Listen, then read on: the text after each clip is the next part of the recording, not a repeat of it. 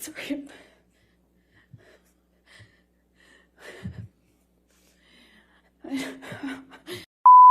Get up. I couldn't get up. And I don't know how that ended. I don't know how. I don't know what happened next. I don't understand.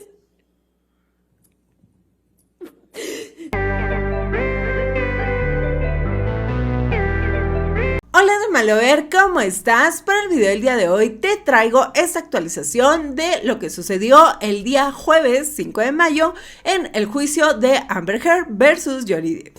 Pues resulta que fue el segundo día donde Amber Heard se subió al estrado y habló acerca de cómo fue su relación.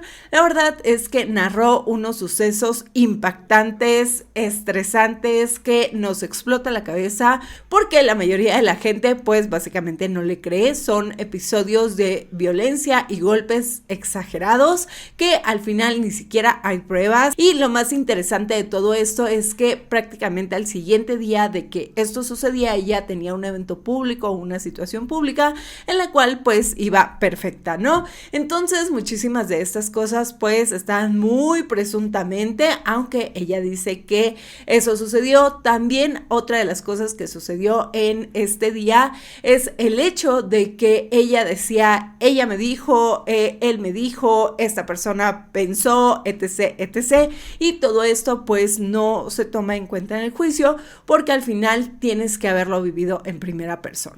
Otra de las cosas que se le criticaron muchísimo en este día es el hecho del lenguaje corporal. Pues resulta que ella no ha logrado conectar con el público, no ha logrado conectar con la gente, porque pues ella dice una cosa y al final su lenguaje corporal dice totalmente otra. Por ejemplo, el tema de que según ella está llorando, pero no le sale ni una sola lágrima, entonces es como que no te genera esa empatía, ¿no? Por el otro lado, cuando describe las situaciones, como que está así, no mueve las manos, como que está inventando, ay, no sé, la verdad es que su lenguaje corporal pues no te crea empatía de absolutamente nada. Y algo importante de mencionar es que cuando yo estaba viendo este video, lo estaba viendo en la traducción de una chica que aquí les voy a dejar la descripción y el canal, porque la chica lo hace muy bien. No tiene como muchos conocimientos técnicos, pero bueno, lo está traduciendo en vivo, que eso es lo que queremos todos, ¿no? Y esta chica cuando está traduciendo y está hablando de los golpes, de que me empujó, se fue, no sé qué, pues ella hace los ademanes con la mano y cómo es posible que Amber Heard, que es la principal implicada y la que vivió esto, no le venga a la memoria y esté así. Pero en algunas otras ocasiones, cuando narró, por ejemplo, lo de las escaleras y todo esto, sí movía las manos. Entonces, ¿qué está sucediendo, no? Pues aquí les dejo el resumen completo y espero que les guste. Habla sobre el cambio de patrón de Johnny cuando usa drogas y alcohol. No había nadie que me respaldara, solo sus empleados y todos los que lo apoyaron en mi contra. Entonces comencé a tomar fotografías. Tenía un poco de sobriedad antes de eso y empezó a cambiar con su amigo Paul Bettany. Muestra la foto de Johnny dormido, sentado. Esto fue después de varios días de juerga, una borrachera de Johnny. El 22 de marzo trató de quemar un cuadro. Me estaba acusando de tener amoríos con un músico, con mi expareja. En Tokio, en la gira de prensa, él estaba bebiendo en el restaurante y los niños se dieron cuenta, pero no estaban muy seguros de qué hacer con eso. Johnny se molestó conmigo por juzgarlo.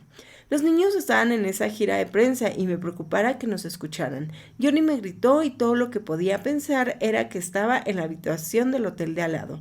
Me dijo algunas cosas desagradables, no sé si repetir. Seguía teniendo que justificar el aceptar el trabajo diciendo, estoy manteniendo a mis padres, estoy apoyando a mi hermana. Él decía, no necesitas trabajar, te apoyaré. Ella se sintió presionada por Johnny para aceptar papeles con escenas mínimas de sexo o besos, menos maquillaje y ropa modesta.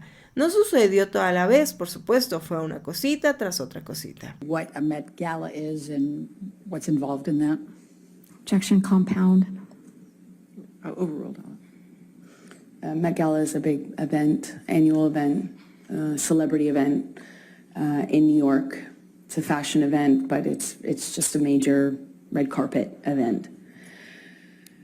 And so you have to be invited, and It's kind of a thing, you know, and we were invited that year.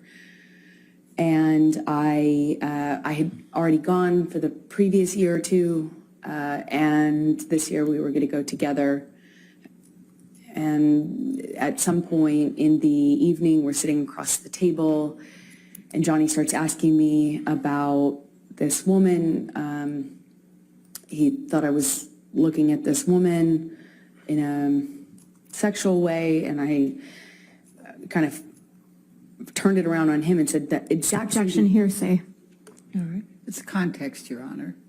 This is I'll context. sustain the objection. Okay. Just say what Mr. Depp said then. I guess you can't tell us what you said to him. Okay. He was accusing me of flirting, and that's how the argument started. I don't recall what other accusations I was fielding at that moment, but typically in my experience with him, it wasn't just one. So you'd make a point and then he would go on to a different accusation. But I remember that what started it is this accusation that I had been flirting at this event. We get back to the hotel room, and Johnny shoves me and kind of grabs me by the collarbone area, like not really my neck, but top of my neck, above my collarbone, below my neck. I think at that point when we were still in the living room, I shoved him back, but I don't really recall too many specifics. I remember he threw a bottle at me. It missed me, but it broke the chandelier. And at some point, I remember maybe this was the shove that I was talking about, but at some point, Johnny and I are in a struggle in the living room, and he kind of like shoves me down on the sofa, and I get up and I'm trying to get him off of me, and it's just stronger than me. I don't know how else to describe it. And at some point, he just whacks me in the face. And I had not, at the time, been, I think that was the first time I was like, is this a broken nose? At the time, I was unsure what that feeling was, but I suspected I had a broken nose. And other than that, I was relatively unscathed. But I remember my nose being swollen, discolored, red, and I took a picture of my face at some point and made a joke about it to my friend about how bad I looked compared to how the red Objection, carpet. hearsay. It was not for to prove the truth of the matter. Kurt y la abogada cambiaron el enfoque. Ahora es la vida en el edificio de East Columbia, en el centro de Los Ángeles. Después de un tiempo acepté mudarme con él y ceder mi lugar. Me puso muy nerviosa, para ser honesta. Ella describió el momento en el que Johnny le propuso matrimonio en Londres. Lo miré a sus ojos y vi mi futuro. Ella testifica sobre un compañero de trabajo que le pidió que asistiera a un concierto. Ella dice que Johnny estaba en contra de eso, infiriendo que el compañero de trabajo le haría insinuaciones. La abogada luego destaca los mensajes que Johnny le envió. Había días en los que no regresaba a casa o no podía llevarlo al set. Lo observé, me sorprendió que pudiera hacerlo. Unos guardias de seguridad cargaron a Johnny como un bebé. Recuerdo que pensé, ¿tiene que ser esto? Sobre la situación con los hijos de Johnny, descubrí que eran bichos raros, hermosos, salvajemente inteligentes. De la mejor manera me estaba enamorando de ellos. Estuvieron en mi vida en ese momento, un corto periodo de tiempo. Sobre la hija Lily Rose, dice, un músico famoso mayor de 18 años se quedó a dormir en la casa y me sentí protectora con Lily Rose. La introducción de la hierba con su hijo era tan joven. Ella testifica acerca de la Navidad del 2013. Johnny le propuso matrimonio nuevamente frente a sus familias. Ella señala que Johnny ha estado limpio y desde antes de Acción de Gracias de ese año. Habla sobre su ex asistente Kate. Dice que era difícil, problemática, inconsistente y ella bebía en el trabajo.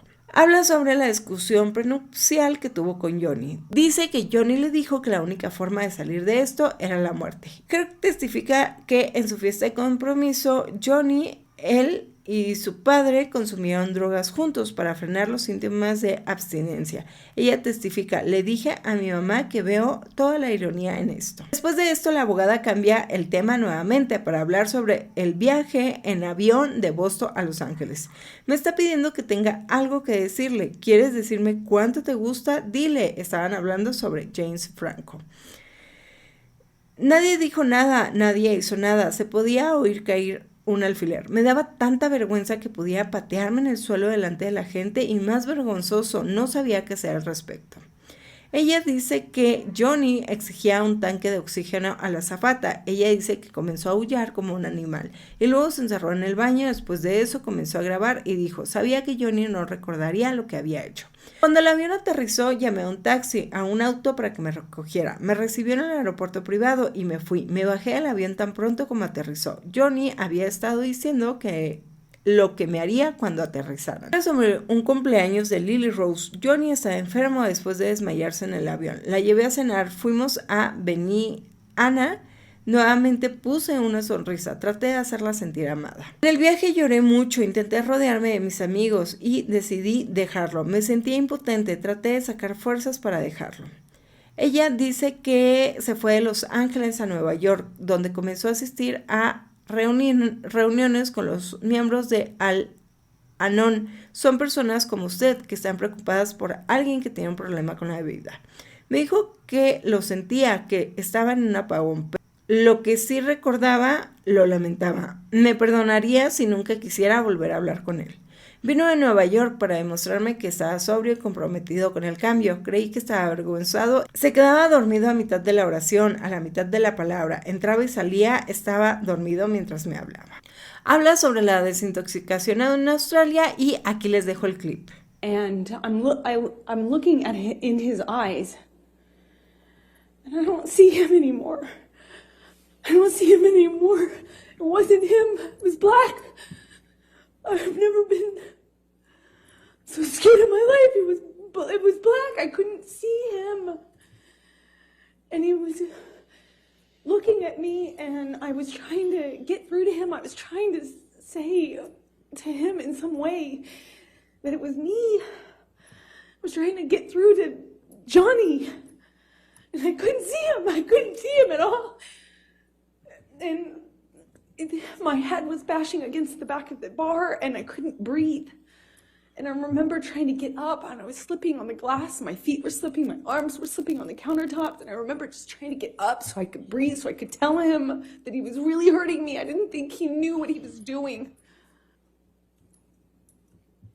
I don't know how.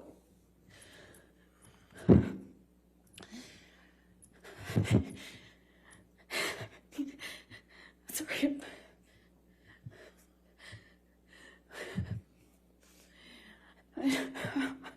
I'm sorry. I couldn't breathe. Please. I don't know. Please, I don't want to do this. I don't want to do this.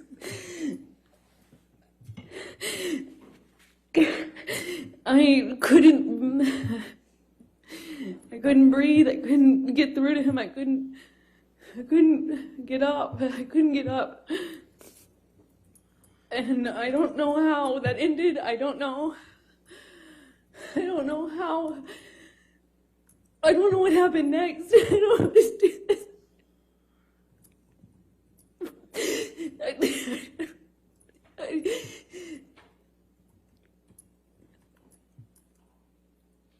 God, the next day I remember I was bent over backwards on the bar, meaning my chest was up. I was staring at the blue lights, and my chest was on this, my back was on the countertops, and I thought he was punching me. I thought he was I'm sorry. God. He was his pressure on my pubic bone. And I thought he was punching me. I just saw his arm. I could feel his arm moving, and it looked like he was punching me. But I could just feel this pressure. It was like if it kept hitting him, it didn't feel pain. It was just a pressure on my pubic bone, and I don't know.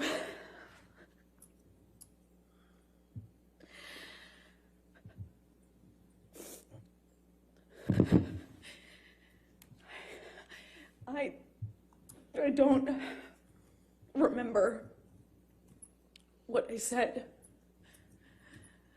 I just remember being really still, not wanting to move. I remember looking around the room. I remember looking at all the broken bottles, broken glass. And I remember that it's just not wanting to move because I didn't know if it was broken. I didn't know if the bottle that he had inside me was broken. I couldn't feel it.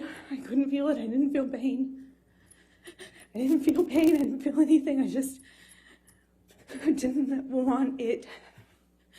I looked around and I saw so much broken glass that I didn't know if he would know. If he would know, I didn't know if he would know if it was broken or not. And I just remember thinking, please, God, please,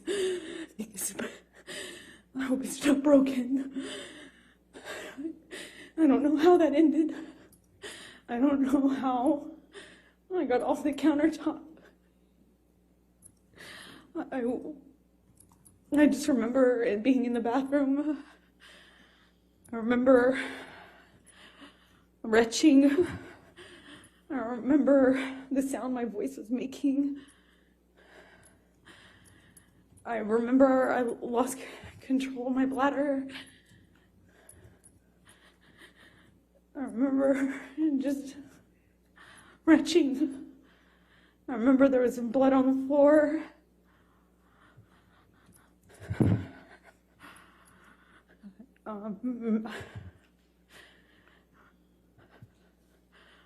I got up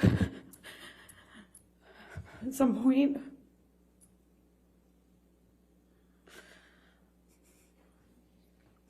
I don't know how that night ended. I don't remember what happened. I don't remember. I have a memory of him begging me not to leave. I remember going outside the front door. I remember him coming out to the front area, but I don't remember. If that was before or after this, I don't remember. I just have that memory. I remember taking a bunch of sleeping pills. Not a bunch, like 2, which is a lot for me. Bueno, pues esto fue todo por este video, espero que les haya gustado muchísimo y recuerden que si quieren pertenecer a esta familia de Drama Lovers, por favor suscríbanse a este canal porque hay videos diarios con mucho, pero mucho más drama.